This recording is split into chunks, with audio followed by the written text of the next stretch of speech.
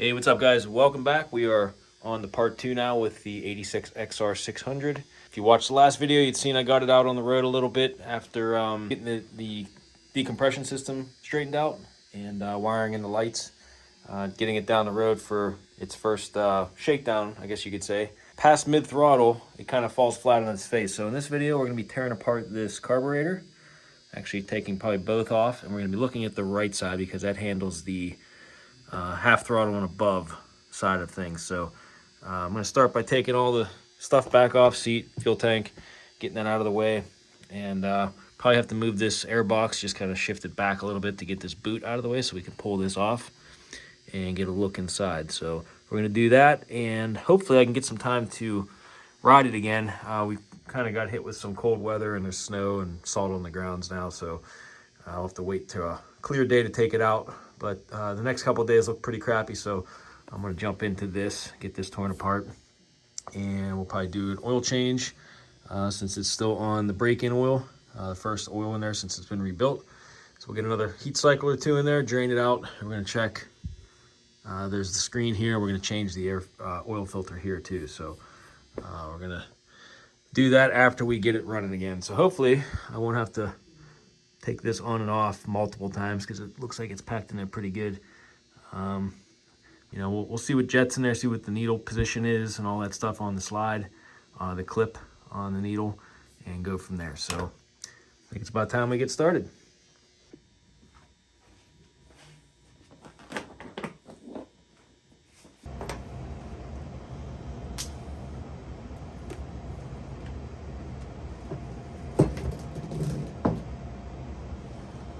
Okay, I got a hose clamp on this one, hose clamp on the other side, plus I got to get these throttle cables out of the way.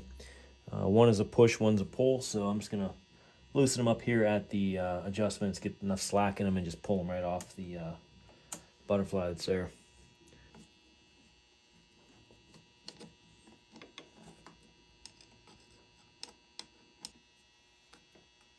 That was kind of loose.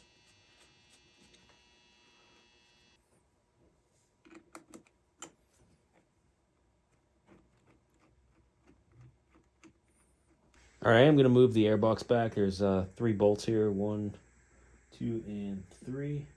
Just going to loosen those up and see if we can just pull this back a little bit so I have a little bit more room to yank those out of the boots up front.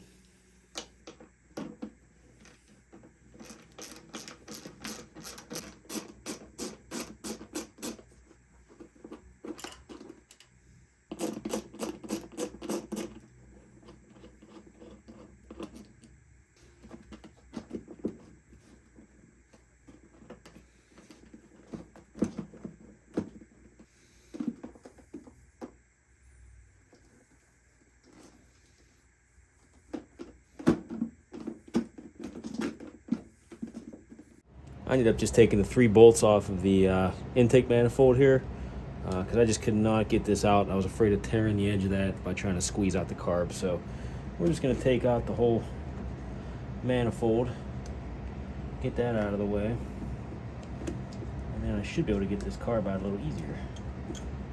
It's ready to fall out of there now. There we go. Okay. O-rings look good on here. Just going to throw this back on the head until we're ready to put the carb back on.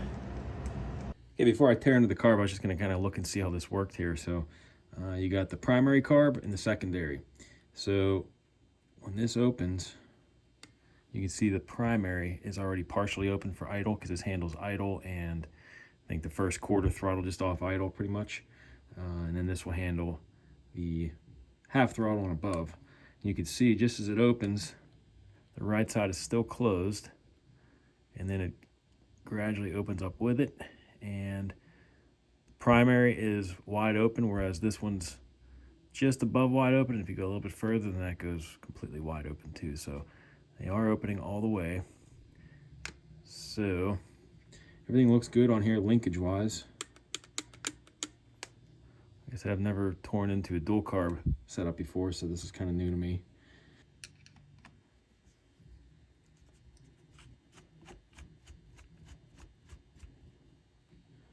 There's only 2 screws holding that on.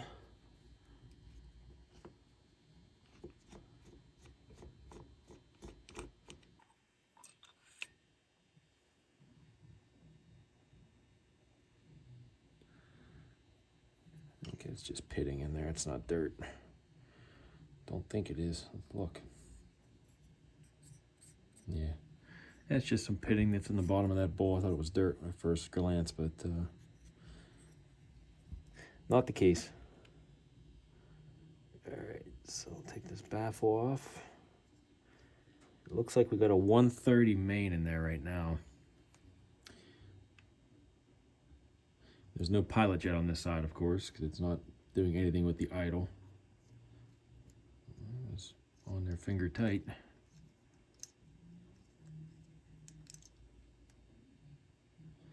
Yeah, we got a 130 here.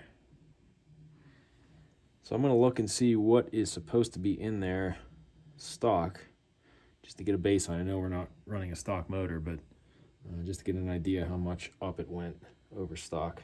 So I made the mistake of saying that I wouldn't have to take the primary bowl off either. There is a main jet in there too, so I'm going to open this up and see what we got in there for that.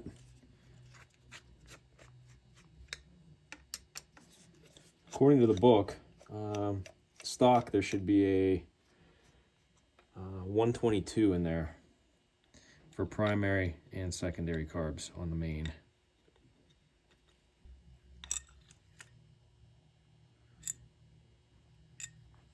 And one other thing to take note of, the primary has a spot drilled right over here. It's got a jet running through there. So this has to go on the primary side, the one that's got this little opening here. Just for my reference later.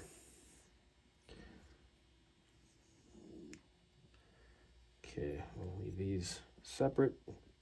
Pulled the 130 out of the secondary. Let's see what we got on this one. Yeah, so that one's also 130. So they're both running 130s here. Man, that was loose on there. Gonna get a look at the needle clip position on the slide here too. So I guess I'll take the primary open first, see what we got going on. I just kind of threw the bowls back on just so I don't mess up those floats while I'm setting this down here.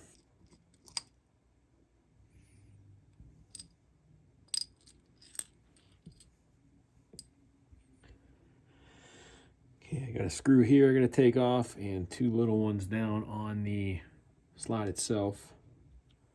Do this one here first. So I'll loosen those other ones up first.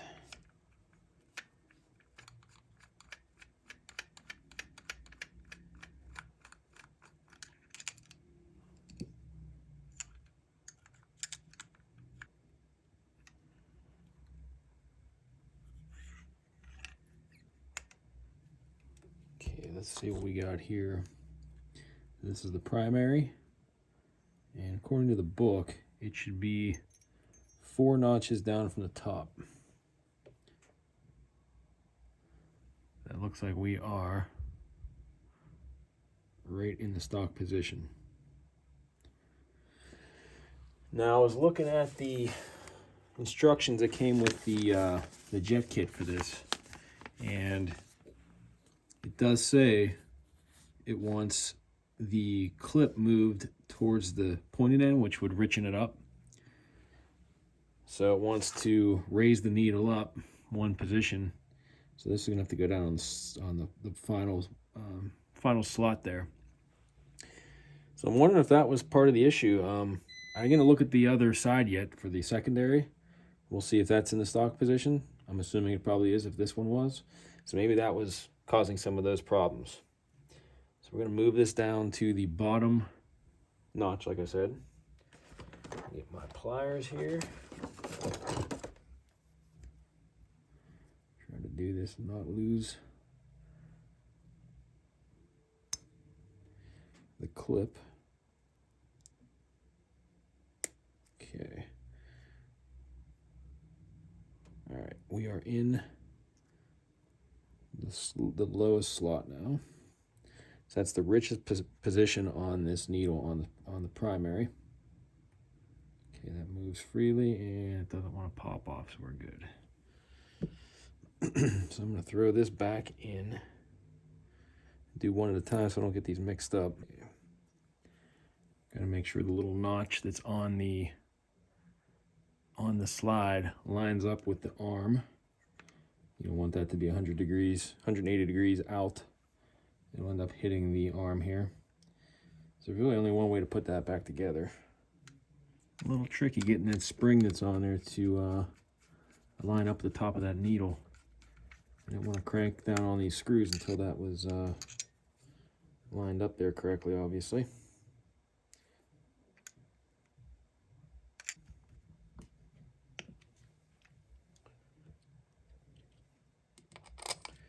Throw these caps back on.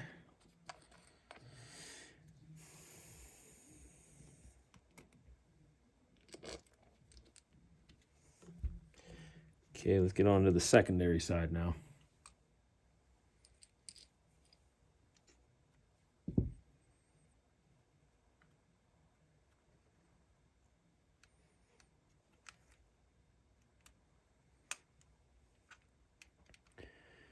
Okay, pulling the secondary slide out. Get the needle out of here. Okay, that looks to be in the second slot, so that is also stock settings. So we're going to put that down one notch to richen it up. So maybe the condition I was feeling was actually a lean condition. You know, I didn't have the throttle over half very much, so the plug reading probably wasn't the most accurate thing for me because it was on the black side, but you know, I didn't have it at any time like really wide open throttle or half and above anywhere for more than a few seconds. So probably not the best way to read the plug there, I'm assuming. So maybe it was a lean condition, just wasn't getting enough fuel there. So hopefully this will take care of that. I'm just going to leave the 130 main jets in there and make one change at a time. Third spot down on the secondary now.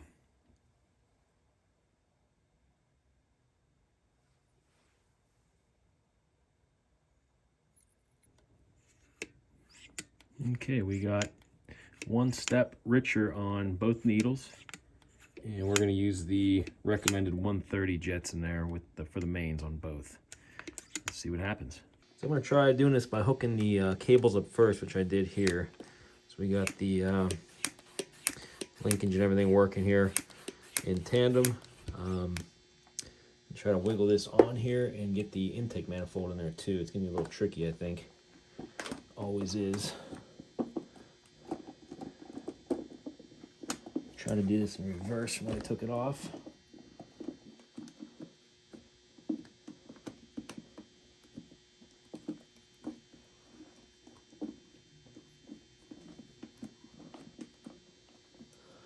Might actually work pretty easy here.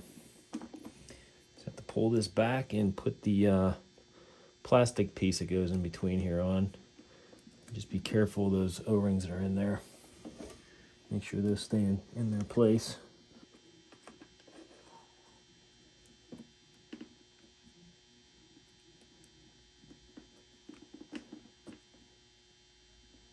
That wasn't too bad at all.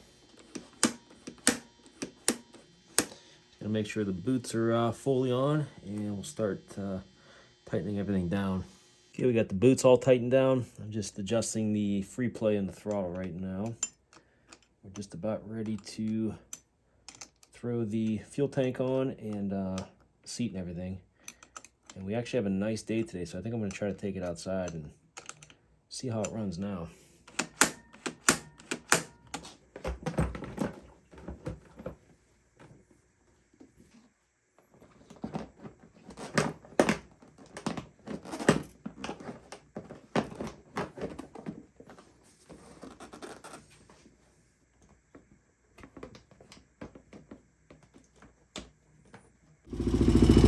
We got it running again, but somehow it got worse. Let me rev it up so you can hear what I'm hearing here.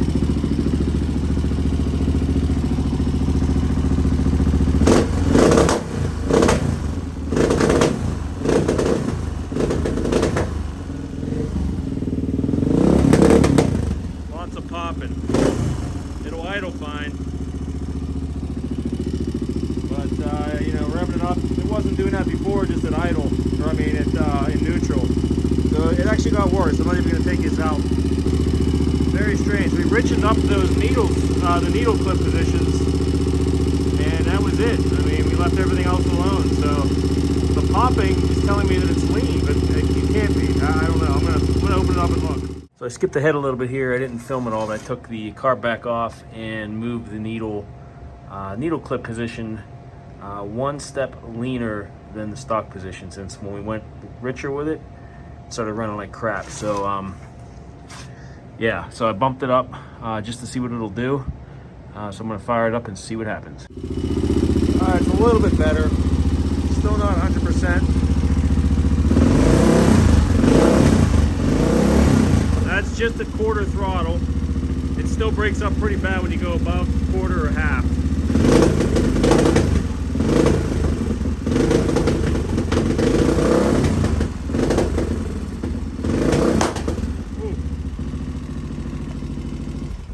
Popping. I don't like that. That tells me it's lean. All right, so we definitely got something going on with that secondary, I think. That pop makes me think that it's running lean on the lean side now, because it wasn't popping like that originally until I just bumped that up to a leaner spot. So I'm going to move that back down. Maybe put that one back down to the stock position, and maybe try a 135 main on the secondary, because it idles fine and quarter throttle's fine now, but it's still, anything above it just doesn't want to run.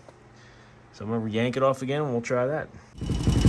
All right, so I riched it up quite a bit. I put the 135 main in the primary and the secondary carb, where I raised the needle to past the stock position on the secondary. I left the primary in the stock position, but they both are running 135s for mains.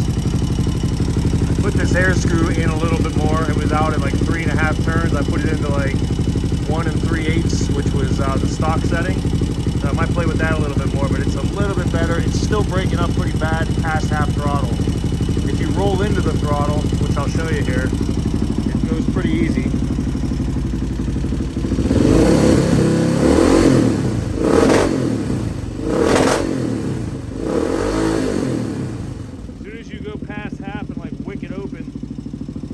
Breaking up again.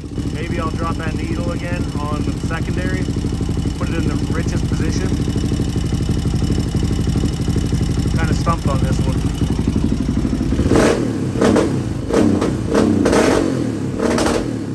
Yeah. If you roll into it, it's fine.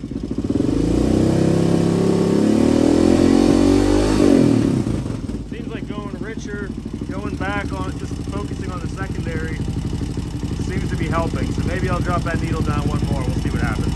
All right, I skipped ahead a little bit more on you again. This time I have the 135 mains in, and I changed both the primary and the secondary carb. Put the needle clips on the richest setting, so they're on the lowest notch. And it's about as good as I've had it so far. Still a little bit of popple.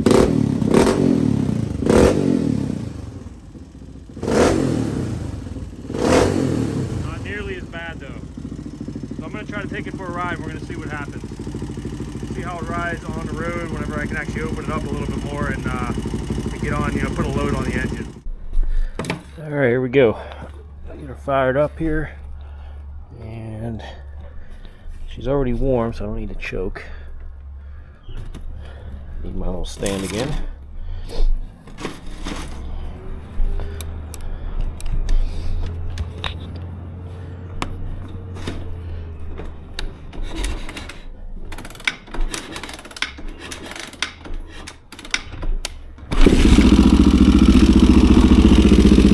Up easy still.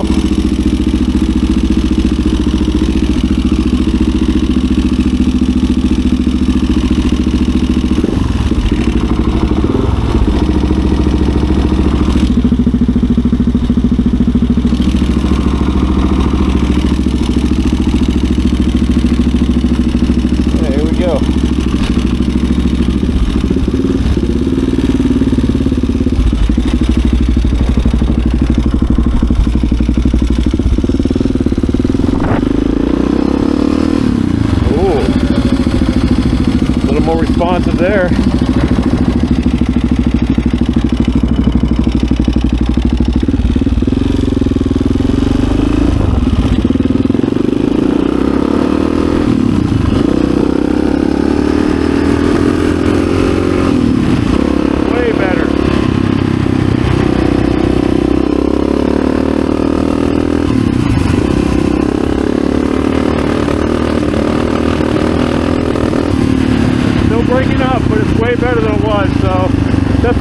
right direction there.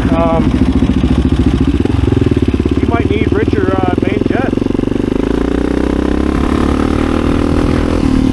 Yeah, it wasn't running this clean that first time. If you watched the first video.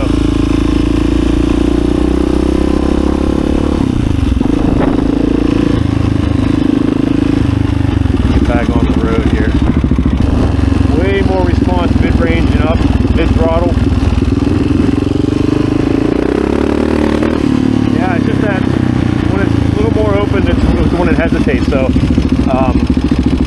I think it needs a richer main jet.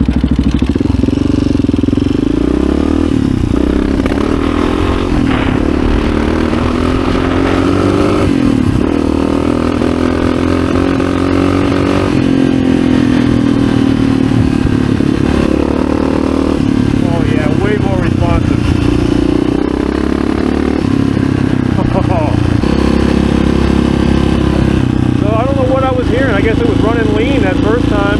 So we had the 130s in there, and we bumped the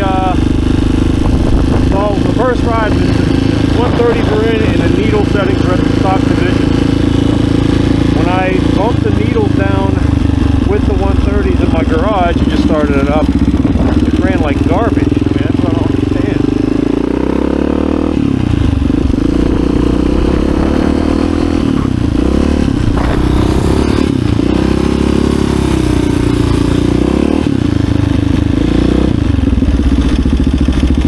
Slipping in third gear there a little bit.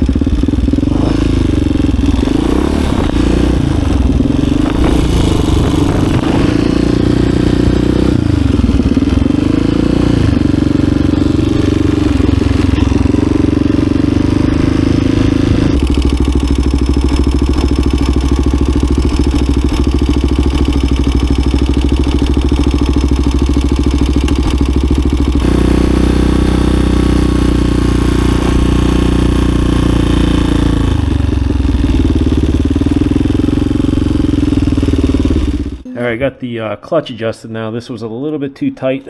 We didn't have any play here at all. Now I got some play. So I think it was just getting hot. Once it got hot, it was kind of slipping a little bit there. No big deal. I'm just psyched that it's actually running pretty decent now. Like I was saying, I think it needs to go up a little bit more rich on the main, because we're already at the farthest needle position settings, which is crazy. I guess with the HRC kit, you need to feed it more fuel. It's the only thing I can think of. This is the first dual carb setup that I've worked with, like I said, so this is all a learning experience for me. A little bit different than a single carb, trying to tune it. But alright, let's get it back on the road here. I'm just excited it's running good.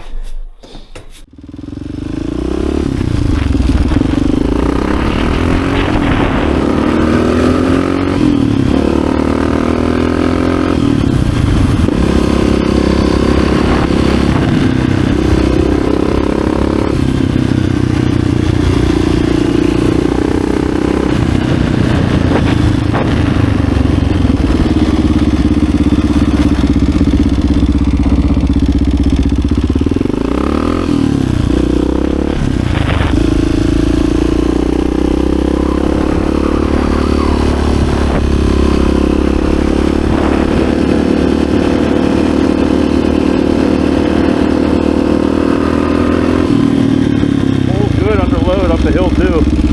That was fourth, that was third gear. And I'm gonna see if we have any extra jets here I can maybe throw in. I might have one. Checked out my jet kit. I do have 140s. So I'm gonna try putting in one 140 on the secondary side and see what happens. Just because it's only popping or breaking up slightly at the upper levels of the throttle, so we'll start there, see how it goes. I don't know if I'll need it in the primary too, but I figure we'll start with secondary. The 140 in on the secondary. We're gonna take it for another ride and see how it behaves. I'm hoping this will be it. We're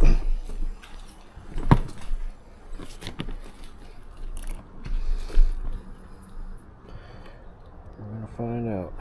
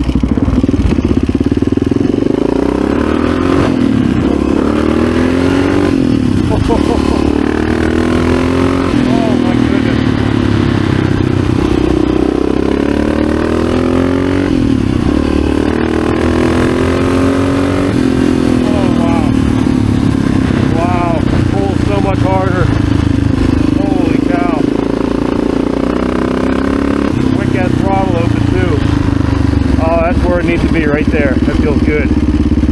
Woo.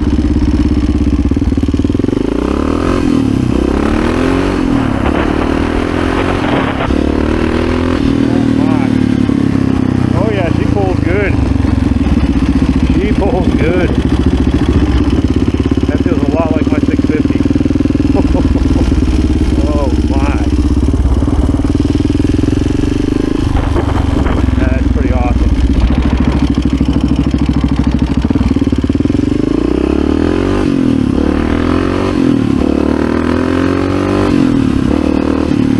No pops. He was just thirsty, that's all. Front tire's coming up. Front tire comes up with ease. First and second gears, right off idle.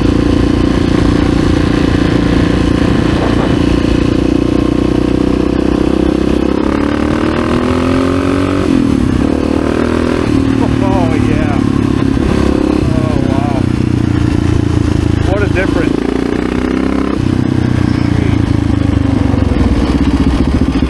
Good Lord.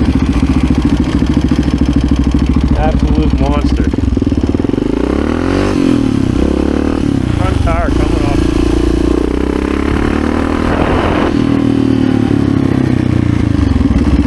That's it.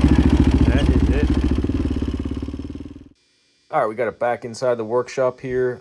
Completely amped that we got this thing tuned and dialed in and running as good as it is. So now that it's warm though, and we've got a couple heat cycles on it, I am going to drain the oil out of there since the motor's still breaking in, and just to get a fresh couple quarts of oil. I think it takes a little over 2 quarts from what I saw. So we're gonna change the oil filter here. We're gonna drain out of the frame drain here. There's a strainer here too we're gonna take off up under here, actually right behind this bash guard. So we'll take a look at that screen. There is one in the bottom of the crankcase too, but you have to take the side cover off to get to that. I don't think it's something they expect you to check every single time, just maybe when you're doing clutch plates, or you know, if it's apart for any amount of time, you can take a look at it there. But yeah, we're just gonna do the regular oil filter and the screen here, and the drain plug's on the other side here for the crankcase right here.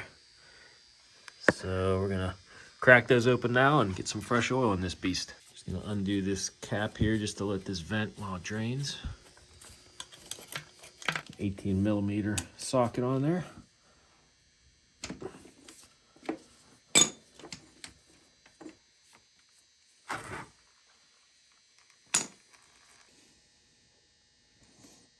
Doesn't look terribly bad.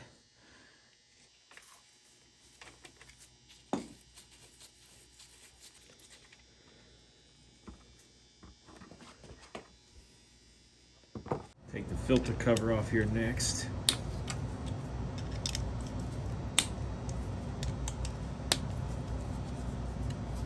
Just got some shop rags here underneath of it to catch the oil that's going to come out of here once this pops open. There it is.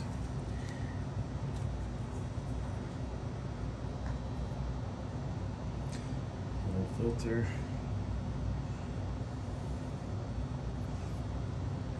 And the spring. Okay, we got the bash guard out of the way, and I'm going to loosen up this one here to get at the, that was already kind of loose, to get at the screen that's in here. So get this oil line out of the way, and then I should be able to take this bolt out right here, which will expose that screen.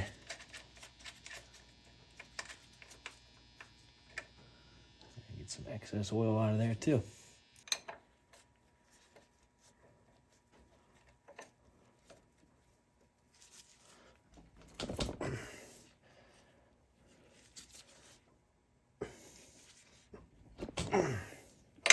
So I ended up having to use an impact gun to get this off of here. It was in there so hard I could not get it. I had a breaker bar on it. I couldn't get it to move. But look how caked up this is with junk and gritty stuff. I mean, this may have never been off of here. It's probably stuff from before the rebuild, I'm thinking, because it's like, I don't know if that's rust or what. Sure hope it's nothing in the rebuilt motor, but I doubt it. So it's a good thing we got this out, because you can see, you cannot see through it. And we'll get this sprayed off with some brake clean, and bring it back in, show you the cleaned up version. Okay, after a little brake clean and some compressed air, you can see it's that's how it should look. You can actually see through it there. Couldn't do that before. It was almost completely closed shut, so it's a good thing we caught it when we did. I don't think it's ever been off on this bike, so good deal. We're clean again. Gonna clean these threads off a little bit that were up in here. As I'm putting it back in, I can kind of feel some grittiness to it. Get these cleaned up and should be good to go.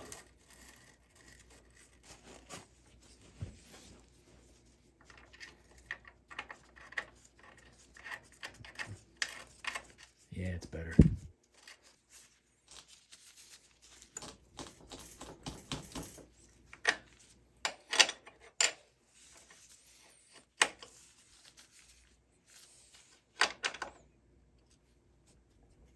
Okay, next up, we're putting the oil filter in. Got the spring to go in there first. Just fit right in that spot. Oil filter with the opening facing outwards. And the cap, which should only fit one way really, but you got to make sure that the opening here lines up over here with this opening.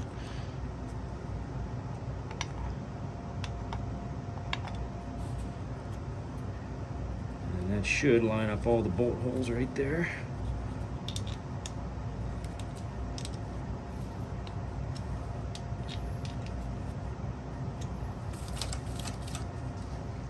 Just come back to these drain plugs and put them back in.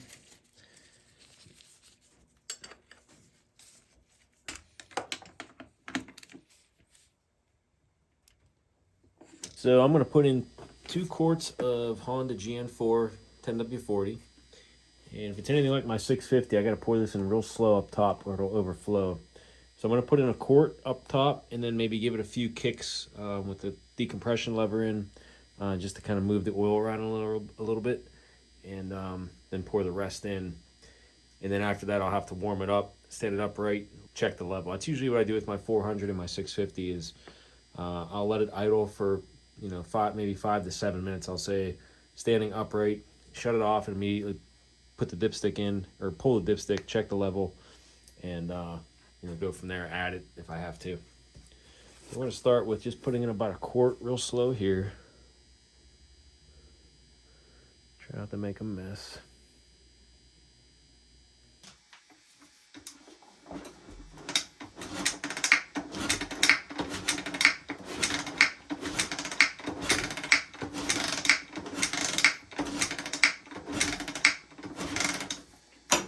Alright, we got the oil in. I got her warming up. I'm going to let it run for 5 to 7 minutes and just idle upright. Then I'm going to check that level and then we should be good to go.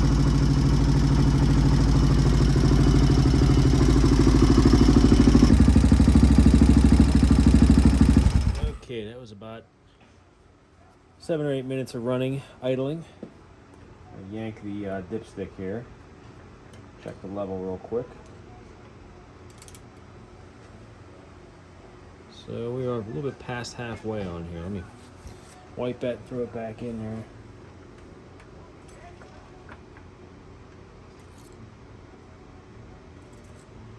Yep, we are at the halfway mark. So I'm going to add a little bit more in there just to get it towards the top, and we should be all set. Okay, we add a little bit more, so now we are at the 3/4 mark. So just a quarter from the top. I don't like to fill it up too much.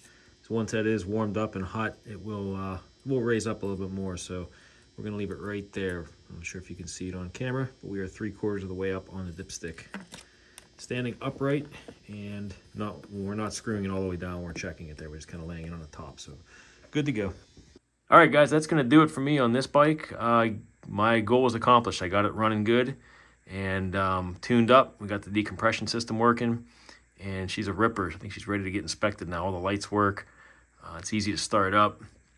So Want to thank you again, Kevin, for letting me work on this beast. It's a great bike. I would love to own it someday. So if you ever go to sell it, make sure you tell me first. And if I can make it work, I'd like to add it to my collection, because nothing like a classic XR from the mid-'80s with those gold rims and the orange plastic, the blue. Just looks great. So yeah, had a good time working on it, good time riding it. It's my first XR600 I've got a chance to ride, so I'm a little spoiled now. So if you're still with me and still watching, I appreciate the views. Make sure you leave me some comments, some likes. If you're not a subscriber, make sure you hit that subscribe button. It goes a long way in helping the channel, guys. So appreciate it as always, and we'll see you in the next video.